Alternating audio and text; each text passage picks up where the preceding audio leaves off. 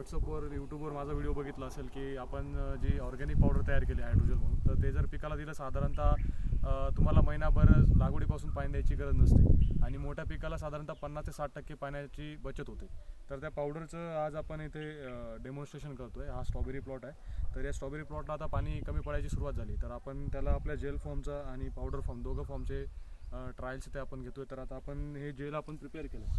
आपली जी पावडर असते dry powder form, ती जर पाण्यात टाकली तर एका सेकंदामध्ये साधारणतः ती जेलमध्ये कन्वर्ट होते आणि पाण्याला होल्ड करून ठेवते. तर आता ते कसं टाकायचं खूप सिंपल आहे. तर याच्यामध्ये हा स्ट्रॉबेरीचे जे काही प्लांट आहे, जर मल्चिंग असेल तर आपण मल्चिंगला थोडं बाजूला करून तिथे साधारणतः एक अर्धा पाऊण इंचाचा खड्डा खोदायचा, सिंपल असा.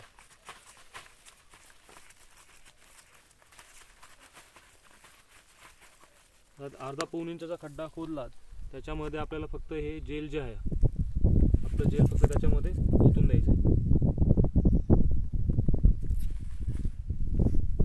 एवढं सिंपल आहे. सेम प्रोसिजर आपल्याला पुढे फॉलो करायची.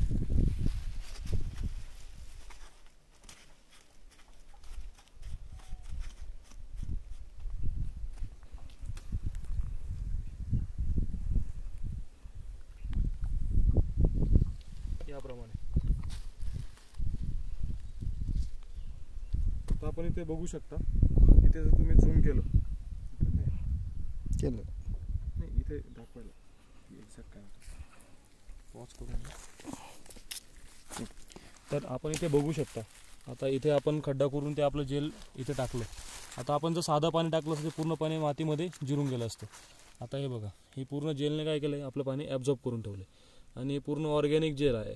आता हे जेल काय करेल, त्या झाडाच्या ज्या पांढऱ्या मुळ्या आहेत, आता इथे दिसतात ह्या ज्या पांढऱ्या मुळ्या आहेत, यांच्यावरती असं लटकतं आणि त्या पांढऱ्या मुळींना कंटिन्युअसली पाणी देत राहतं.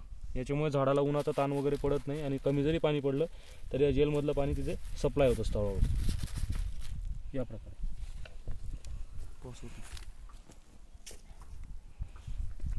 आता